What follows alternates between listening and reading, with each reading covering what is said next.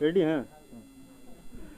अभी हम आपको एक ऐसे शख्स से रूबरू कराने जा रहे हैं जो नरपतगंज विधानसभा क्षेत्र के भूतपूर्व राजद के विधायक थे और एक कद्दावर नेता के रूप में उन्होंने नरपतगंज विधानसभा क्षेत्र को उभारा और इस नरपतगंज विधानसभा के हर बातों को ऊपर तक पहुंचाने का काम किया है।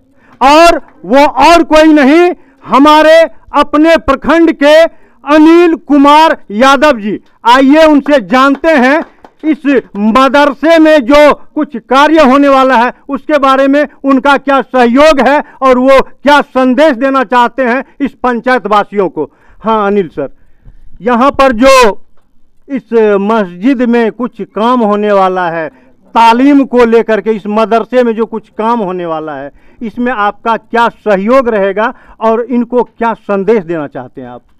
देखिए, ये मदरसा की जो नींव रखी गई है आज के दिन में, बहुत ही अच्छी बात है। हर जगह शिक्षा का प्रसार होना चाहिए, चाहे जिस किसी माध्यम से हो, वो भाषा जो भी हो, भाषा इसका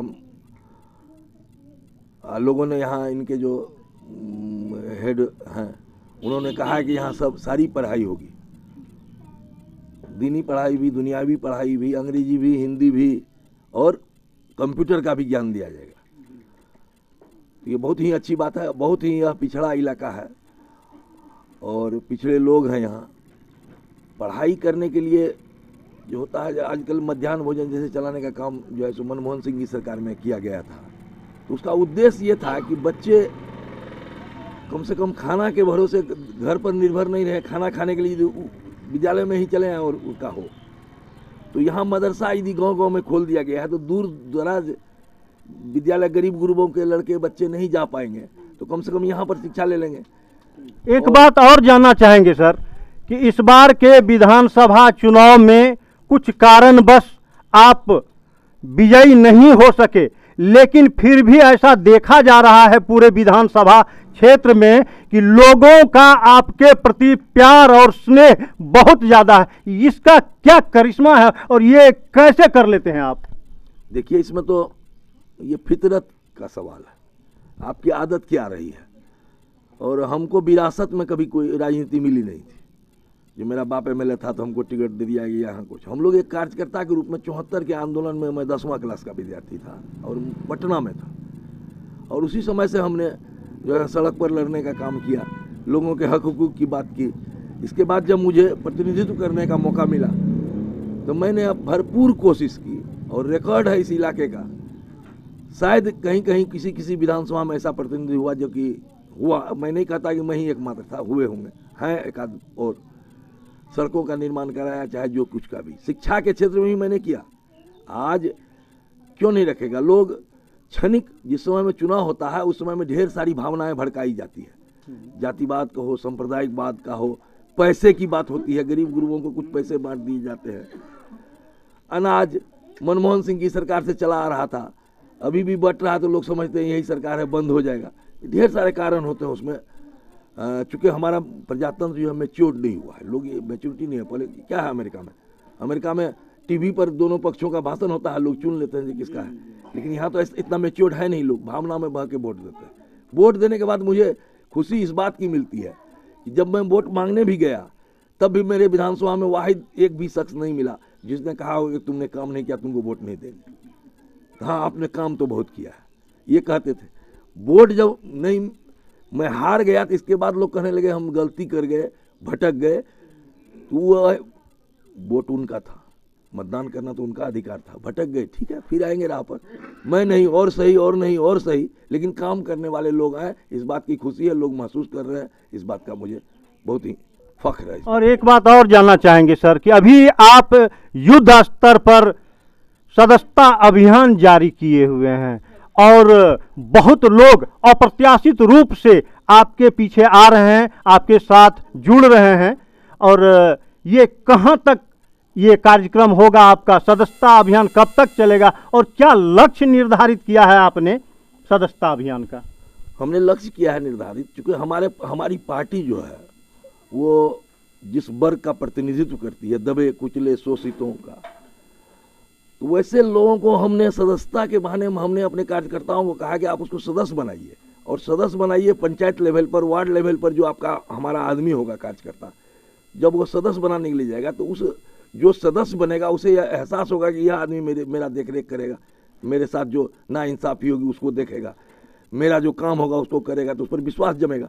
उसके थ्रू प्रखंड स्तर के थ्रू जिला स्तर पर लोग जाएंगे, उससे नहीं होगा, मैं भी हूँ, तो लोग एक कड़ी में जुटने का काम करेंगे। इसलिए हम लोग का सदस्यता अभियान ये जारी है, और हद तक उसके चलते हम लोगों का जन सरोकार भी है, जन सरोकार से जुड़े मुद्दे हैं उसको भी हम लोग हल करने का काम करेंगे। इससे पूर्व एक कार्यक्रम में आपने कहा था कि सांप्रदायिक ताकतों को रोकने के लिए नए सदस्यों को हमें जोड़ना होगा, और विगत चुनाव में तेजस्वी यादव को मुख्यमंत्री पद पर बैठाने के लिए हम एड़ी चोटी का जोर लगा देंगे। इसके बारे में सर बताएं आप कुछ। देखिए, सांप्रदायिकता, धर्म जो है, राजनीति में धर्म का जो समावेश हुआ है, धर्म अफीम की तरह होता है।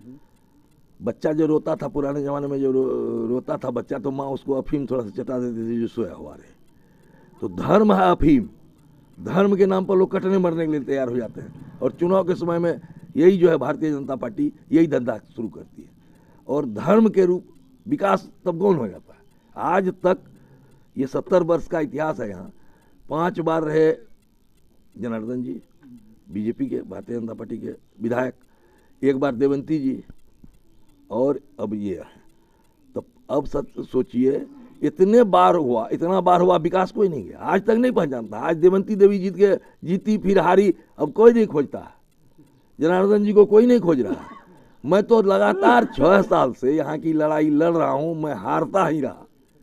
एक बार बना तो विधानसभा भंग हो गया, दूसरी बार बना 5 साल के लिए मैं बना, तब भी लोग मेरे पास जाते हैं, हम काम करने के लिए उसका तैयार रहते हैं। और लोग कहाँ हैं, मैं ये पूछना चाहता हूँ। मेरे ही दल के लोग जो जीते हुए थे रहे यहाँ, उनको भी कहाँ खोजने ले जाता, कहाँ हैं वो? तो सवाल है कि जो इस बात को तो जगाना होगा। जब एक और सवाल हम महासभा की बात कर चुके, हम सिरसिया हनुमानगंज पंचायत में चिट्ठी होगी शायद मनीलाल जयपुर, वो चिट्ठी है ना, मैंने यहाँ पर डिग्री कॉलेज सैंक्शन जो मुख्य प्रधानमंत्री से आया था, जो एक जिला में एक मॉडल डिग्री कॉलेज होगा, और मॉडल डिग्री कॉलेज के स्थान चयन का भार जिला पदाधिकारी को दिया गया था। उस समय जिला पदाधिकारी से मेरा अच्छा संबंध था, मैंने कहा, उसको समझाया जो भाई अत्यंत पिछड़ा क्षेत्र है, यहाँ होना चाहिए, और जमीन भी उपलब्ध है। यहाँ दरबारी राय उच्च विद्यालय को 100 एकड़ जमीन है, 100 एकड़ में शायद 85-90 एकड़ तो वहाँ है, लेकिन यहाँ पर 20-25 एकड़ जमीन है। यहाँ आए थे वो शौचालय वाले, उनको हमने ज़मीन दिखलाने का काम किया, वो उसको सेलेक्ट करके भेज दिए, वो चिट्ठी है सिलेक्शन की, और उस पर हुआ कि प्रधानमंत्री वहाँ से रिमोट से करेंगे, वहाँ MLA MP यहाँ बैठे रहेंगे, उसका शिलान्यास होगा। और दुर्भाग्य से हमारे MP हार गए थे, ये भारतीय जनता पार्टी के MP हुए, सरकार उसकी बनी। मैंने कई बार कहा, फिर अभी तो नीचे से ऊपर तक डबल इंजन की सरकार है, ट्रिपल कहिए MLA जब यहीं का, उस समय मतलब डबल इंजन उस समय भी हो गया था, मैं यहाँ लेकिन तीसरा अलग था, तो यहाँ MLA भी है। तो क्या दिक्कत है उन लोगों को एक शिलान्यास कराने में?